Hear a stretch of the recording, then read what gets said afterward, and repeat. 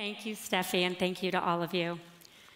So every year, people come to DLD with big questions, and while I didn't know they were going to play a clip from me asking a big question 7 years ago, I guess we just did. But these questions used to be mostly about technology, but now they're far broader. They're about society and democracy, equality and freedom, conflict and truth. Because today, technology is involved in all of these areas. New tech always brings challenges, always. From the printing press to the railroads to mobile phones, these things brought huge benefits and huge risks. And I think often the initial phase, sorry, can you hear me? Yeah, okay. I think often the initial phase of these technologies is followed by a longer period of reflecting and learning, and I think that's where the internet is now. So today, I want to ask one of the biggest questions we face. What kind of internet do we want? I believe we don't want one that's out of control, where anything goes, but we also don't want one that's too tightly controlled, where people can't express themselves. I think this is the critical question we face right now, based on everything we've learned, because this is that period of reflecting and learning when the rules for the internet and the boundaries are going to be rewritten. And that's going to take all of us working together. Governments, people, civil society groups, advocacy organizations, the tech industry. Together, we need to determine what kind of future we're building. As we listen to people around the world, they tell us that they want an internet where people speak up, but they're not spreading hate, where communities come together without interference or abuse, and where everyone can access the benefits of technology, but know that their privacy is protected. We strongly agree. This is the basic goal behind Tim Berners-Lee's new contract for the web that we signed along with European governments, and we're grateful for Germany's leadership in this. Steffi, as you said, and as is written on the walls, the theme of this year's DLD is optimism and courage. Every year, you and your team create something so special here, and I know all of us thank you for having us here with you.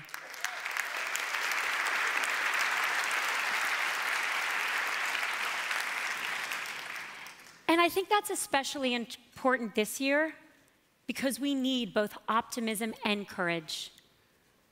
Because not everyone shares the values we stand for.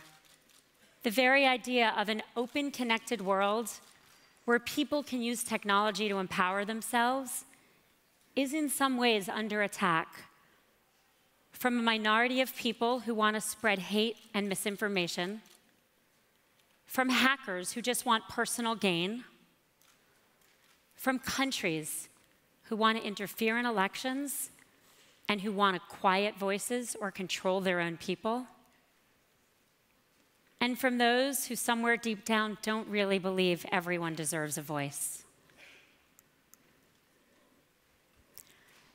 At Facebook, these last few years have been really difficult. We know we need to do better at making sure we can anticipate the risks that come from connecting so many people. We need to stop abuse more quickly, and we need to do more to protect people's data. As our last speaker just said, trust is so fundamental to the work we do, and we need to earn back people's trust. And we're not going to do that with words alone, but with the actions we take. Standing before you today, I can tell you that I and everyone at Facebook understands and accepts the deep responsibility we have. We have acknowledged our mistakes. We are listening, we are learning, and we are making progress. We're not the same company we were in 2016 or even a year ago. Now, we have a lot of hard work to do. We are far from done. But we have a fundamentally different approach to how we run our company today. So today, I want to share with you 5 major areas of change. First, investing heavily in safety and security. We now have over 30,000 people working in these areas, more than 3 times higher than we did just in 2017. And we're building new technology that can help us work faster, including AI systems to find and prevent abuse. If you want to know what a company cares about, you look at where it's spending its money. People want to know that we care more about protecting them than we care about their bottom line. And we do. That's why if you look at what's happening to us, we are spending billions of dollars per year on security. This is the right thing to do because nothing is more important than keeping people safe. Second, protecting against election interference. There have always been people trying to undermine democracy, and these adversaries will continue, and as they always have, they're going to use every tool and every front they can for these attacks. If you think back to 2016, what we were focused on preventing from state actors were really the traditional attacks we had seen before, like hacking and phishing. What we didn't understand was a new and more insidious threat. Rather than states trying to take people's data, they would try to sow disinformation and dissent into societies. Now that we know what this threat is, we've built up big defenses against it. Over the last year, we've removed thousands of pages, groups, and accounts that were involved in coordinated, inauthentic behavior, including as recently as last week. With each election, from the US to Brazil to Italy to Mexico to here in Germany, we have improved. And we're going to apply all of these lessons to the EU parliamentary elections this year. And we're going to continue to look for new threats. We're working much more closely with governments and outside experts and other companies. And that's important because our adversaries are strong, so we're all going to have to work together. Last year, when we took down bad actors linked to Russia and Iran, we worked closely with the EU governments whose citizens might have been affected. Today, I'm very proud to announce that we have a new partnership with the German Federal Office for Information and Security. Building on work we did last year in the German elections, we're creating the Integrity and Security Initiative. We'll work with other companies, with the Federal Office, and with research partners to help guide policymaking in Germany and across the EU on election interference. Third, thank you. Third, cracking down on fake accounts and misinformation. Now we're blocking more than 1 million fake accounts every day, often as they're created. We're working with fact checkers around the world to reduce the distribution of fake news and show related articles so that people can see the other side of the story for themselves. And in those situations where fake news might lead to real-world violence, we're taking it down entirely. Independent studies have shown that this is already having a very big effect against fake news. Le Monde found that since 2015, Facebook engagement with unreliable sites has decreased by half. And Stanford reported that interactions on false news on Facebook have declined by more than half since 2016. Fourth, making sure people control their information. You own the information you share on Facebook, and that means you should have control of it. Now, this is actually hard to remember, but when I was last on this stage in 2012, the big concern with Facebook is that we were a walled garden. We weren't sharing data. People wanted us to let them bring their social connections to help make other products social, and we believed in this. Sharing information allowed other companies to build apps so that you could see your friend's birthday, listen to your friend's playlists, play games with your friends. Now, today we're in a very different place, and the debate around data is changing. And we know that that's partially because we did not do a good job managing our platform. People trust us with their information, and we have to protect it. We have dramatically cut down on the information apps can access. We have a dedicated privacy and data use team, and they're building stronger protections. And we've appointed an independent data protection officer. We've updated our privacy settings for GDPR and rolled out similar controls all around the world. We've built better tools to access and download your data, asked people to review the information they're sharing, and what information they want us to use to show them ads. Fifth, we're significantly increasing transparency. And as the speaker before me said, transparency is important because it allows other people to hold us accountable. We want you to be able to judge our progress in all of these areas.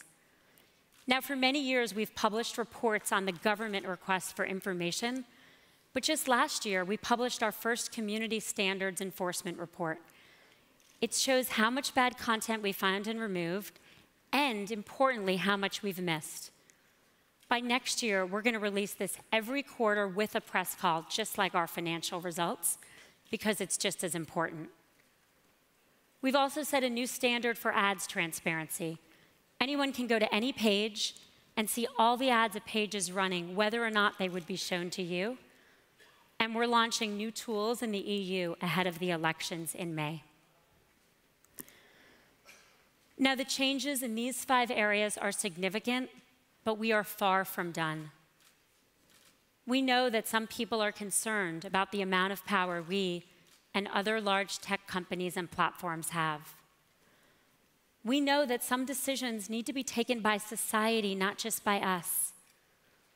And we know that these challenges are big enough that we're going to have to work with others in brand new ways. As we all work together to rewrite the rules for the internet, we're going to need the right regulatory framework. Governments have a right and a duty to set rules and boundaries, and we are supportive of the right regulation. Regulation needs to be effective. Governments have to set standards, and then companies have to work with them to make sure we can meet those standards. Regulation needs to strike the right balance because there are always competing demands and rights. When you reduce harm like hate speech, you have to protect rights to people's privacy and freedom of expression. And regulation needs to be pro-innovation. It has to work for everyone, companies large and small. If not, it becomes a barrier to new entrants. Companies like Facebook are large enough to implement new regulation. But for startups, like we used to be not so long ago, it's much harder. Now, getting this right won't be easy. There are going to be a lot of bumps along the way. But it's worth every effort to get to the internet we all want. And this is a major priority for Facebook in 2019 and beyond, to work with governments around the world collaboratively to get there. But we're not just waiting for the right regulation. At Facebook, we're getting started now.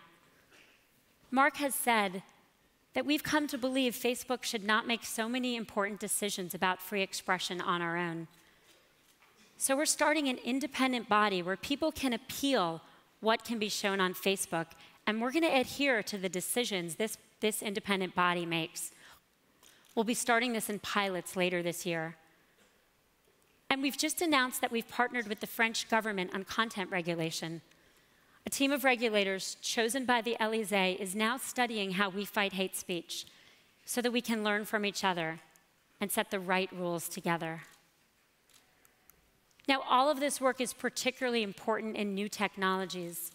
One example, and maybe the best example, is AI. We use AI at Facebook to find terrorist content and hate speech before it's reported. And we use it to read photos to people so that visually impaired people can use Facebook. And those are good things and important things. But the same technology that saves lives can also be used in nefarious ways. So we have to design it to make sure it respects people's human rights. Our AI research team, including our lab in Paris, is open sourcing its work and working with outside experts, developing tools that any Facebook engineer can use to check models for bias like age and gender. We also believe that research should be led by independent academic institutions. So today we're announcing that we're investing $7.5 million in a new AI ethics institute at TU Munich. This will be fully academically independent from Facebook. We welcome Germany's leadership on this, and we're excited to support these efforts. because we have to get it right. This is too important.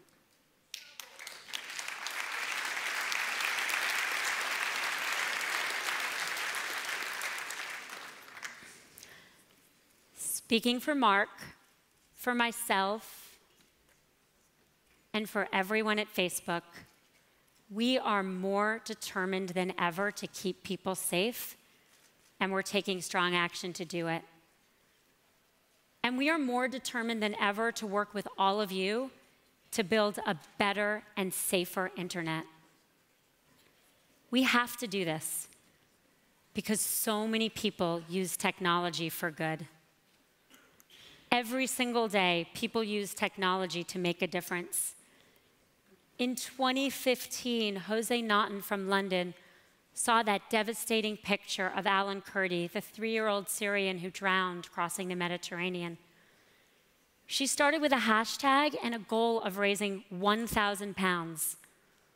In her first week on Facebook, she raised 56,000 pounds. This became an aid organization that raised 16 million pounds and has now served over 1 million people in 12 countries. Every day, people use technology to form communities. The last time I was in Germany, I met Uwe, who formed a fathers group on Facebook. It grew to 25,000 members. A few months ago, one of the dads needed a bone marrow transplant, but the donation bank had no matches. So people went on to that group here in Germany and encouraged each other to register as donors, and a match was found and the father's life was saved. And every single day, people use technology to create opportunities. Small businesses create most of the new jobs almost everywhere in the world. There are 90 million small businesses that use Facebook, more than 21 million here in Europe, the vast majority for free. And over half of the small businesses on Facebook in Europe say that they're hiring more people because of the growth they've seen on our platform. This makes Facebook one of the largest job creation platforms in the world and a really important driver of economic growth in local communities where jobs are so important because they build our communities. Now, people have questioned and continue to question our business model.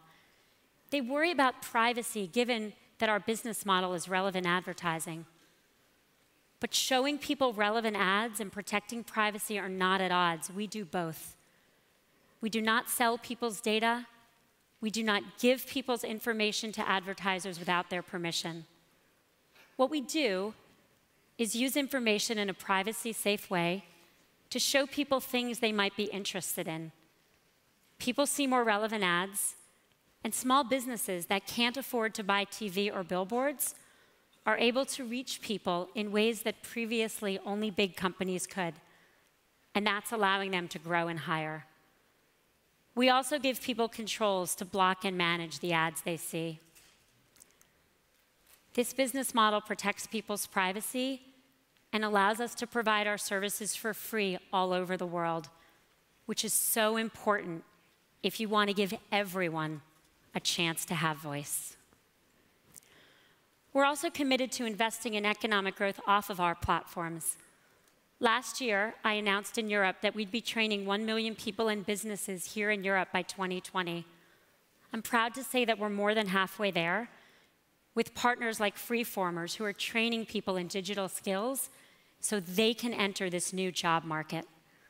This year, we're going to reach twice as many small businesses as last year.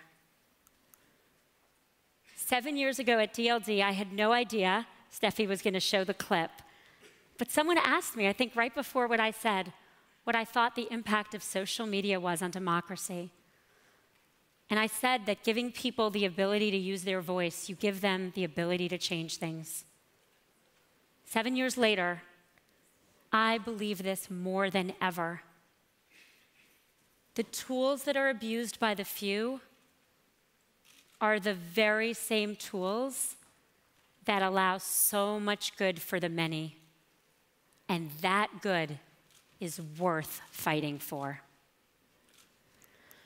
We have to protect against those who want to use technology against us while knowing that we're never going to get rid of all of the bad. With 2.6 million people on our services, we're always going to see the beauty and the cruelty that humans are capable of. But at the same time, we have to keep building for the great majority of people who use technology to make things better. A journalist from London wrote about how new technology invades people's privacy. He worried about we were sharing too much information about ourselves. We were all going to be nothing but transparent heaps of jelly to each other. An editorial described this new tech as posing an imminent danger to the public. It was vulnerable to hacking, and it meant the immediate end of all privacy.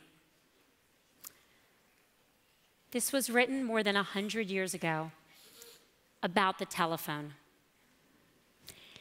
Now, all technologies bring challenges, and the new technologies of today grow faster and affect more people more quickly, and that means those challenges may be even larger than the ones that have come before. But the question for us is, how are we going to work together to meet those challenges? I started today by asking, what kind of internet do we want? Well, that answer depends on what we believe in, what kind of world we believe in. Do we believe in a world where technology can help you feel close to someone, even when you're far apart? Where people have the power to communicate across borders and cultures and rally around the causes that matter to them? Where anyone can start a business, even if they don't have a lot of money?